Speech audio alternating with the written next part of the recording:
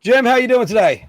What's going on, guys? Hey, Anthony, didn't I talk to you this morning? I think you did. I think you did. Didn't I see you this morning? Yeah. No, great to be here, fellas. Like I said, like I was saying off the top on my show, which you can see later, we had like a different background last time we were together. We had like the Sphere. We were in Vegas. It was Oh yeah. cool. This is a cool setup too. But we were dressed to the nines a little bit last time. Yeah. Yeah, That's I was a little bit unprepared, so a little bit more prepared today. no. Yeah. I mean, Jim and I touched on it at the top of the show that we did this morning. But Jim, as you had probably heard Mark talking about as he came on, the big news was Auston Matthews becoming the captain of the Toronto Maple Leafs, taking the C away from John Tavares, who has been the captain of the team ever since he joined them at the beginning of the 2018-2019 season. So, what are your thoughts on that? Do you think it actually makes any impact on how the Leafs do this year, or is it really just all kind of window dressing right now? I think when you go voice is needed in the room, you can make two changes, right? Obviously, they made the head coaching change with Craig Berube, but the next change is the captain. And I think, look, John Tavares did a good job in Toronto, right? He's the reason why they got past the first round of the Stanley Cup playoffs in 2023 for the first time since 2004. But his answers, being in front of the camera, it's kind of getting, I don't want to say stale, but I think people understand you're just going to get a certain answer from him. And I think he understands that this is Auston Matthews' team now, right? Matthews is a face of the franchise.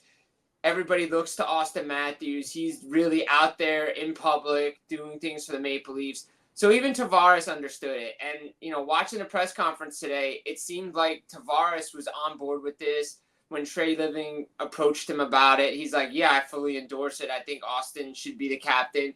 And look, ever since he's come into the league, Auston Matthews has been a beast for his team, right? Scoring, 4 goals in his first game. He had 69 goals last year. Look, he's always in front of the camera. Everybody's buying Matthews jerseys. He's the reason guys go to the All-Star game.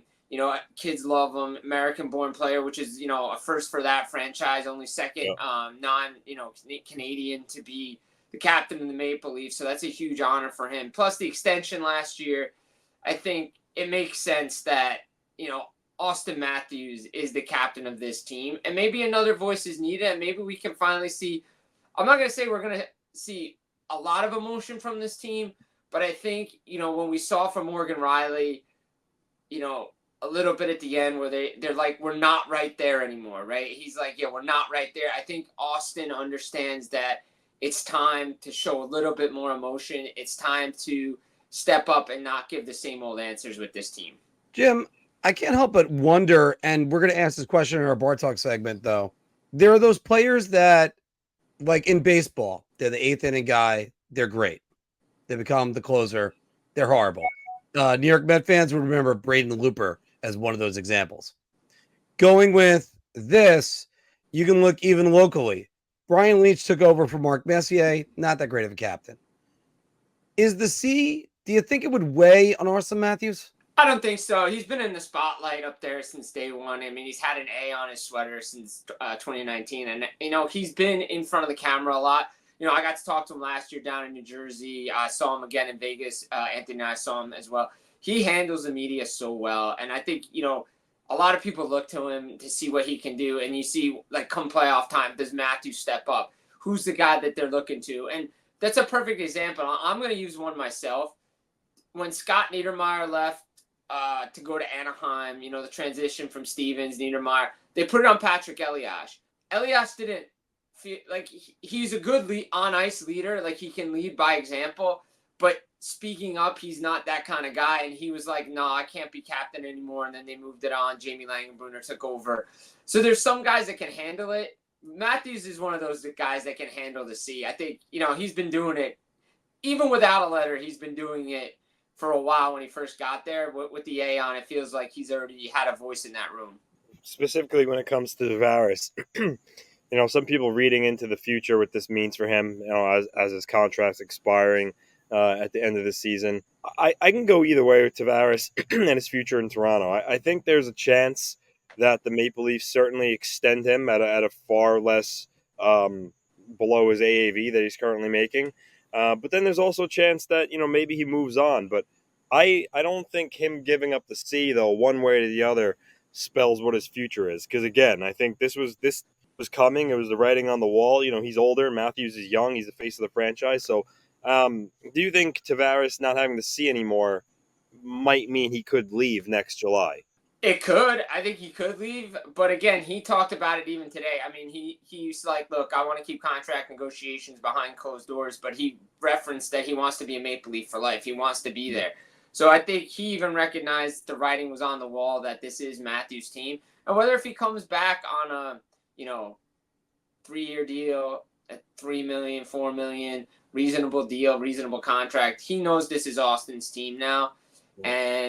But he could leave. Maybe the Maple Leafs decide, hey, you know what?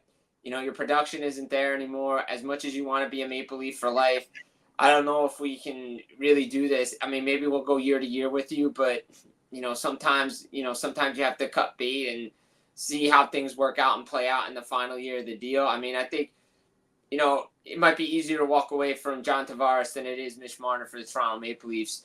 But to me, I think, again, this is just a smooth transition. You don't embarrass the guy. You get him in, collaborate, and the fact that they had everybody there together, both families, all the staff, the management, it just was a good day. And they didn't do it in the arena. I think they did it in real sports today. So that's even better. It's just a different side of this team that we haven't seen. Usually it's just so robotic.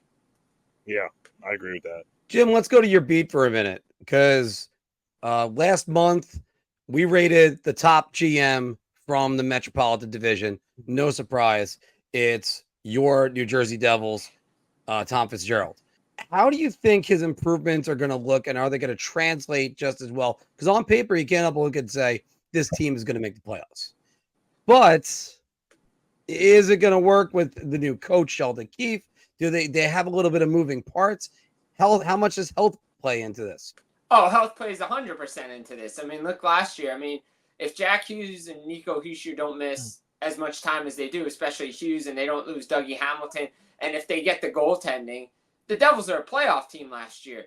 And if they actually addressed the goaltending last year, they probably would have been in the Eastern Conference Final. Now, okay, you missed the playoffs, probably a blessing in disguise. Now you address the needs. Defensively, you get better, stronger. You acquire one of the best, sign one of the best defensive defensemen in the game, and you keep him within the division of Brett Pesce, right? You bring in Brandon Dillon.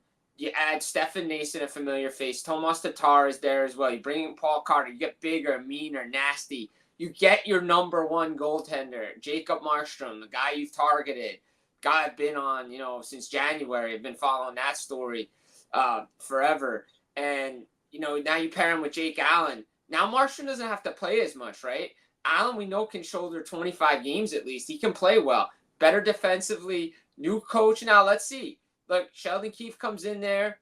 Let's see how quickly the new coach, how quickly they can adapt to the new system. Sometimes it takes a little bit. Sometimes teams click right away. We don't know. We're going to find out.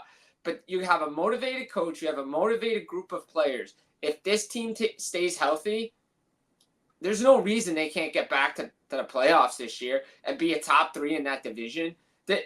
Tell me who's better than them outside of Carolina and the Rangers. Realistically, they should be a top 3 team in that division. Oh, just one follow-up. Jim, what's your thoughts on Sheldon Keefe? Sorry, Anthony. No, great coach. It's a great hire. I've loved Sheldon up in Toronto. Look, he's been in the spotlight up there for, I believe, 8 years, with the Marlies and with the Maple Leafs. The big thing is he's going to hold players accountable, and he's going to bring a defensive system in there, but he's going to let the players play offensively too. And what really impressed me, and, this is the thing that I was scratching my head a lot watching the Toronto Maple Leafs this year in the playoffs, because they played so well defensively in games 5 through 7 against Boston. If they could have just put that performance together in games 1 through 4, especially on home ice in 3 and 4, where they were flat out embarrassed, they would have been in the playoffs. Not to say Sheldon might not have been, fired if they had lost in round 2, but he can get a team to play defensively and he can adapt and he allows players to play, right? And he turned Auston Matthews and Mitch Marner into Selke Trophy finalists. I mean, look, opinions vary on the guy, right? But when you take Mitch Marner and Auston Matthews, two of the premier goal scorers and playmakers in the game, and turn them into two-way players, just imagine what you can do with Jack Hughes and Nico Hischier. And Nico Hischier's supposed to be a guy that should be a Selke Trophy finalist. Everybody's saying that's a guy that could be a Selke Trophy finalist and a winner. So I like Sheldon Keefe. I've always thought look, it's Toronto. It's the spotlight. Maybe he flies under the radar here a little bit. Your ideas are intriguing to me, and I wish to subscribe to your newsletter.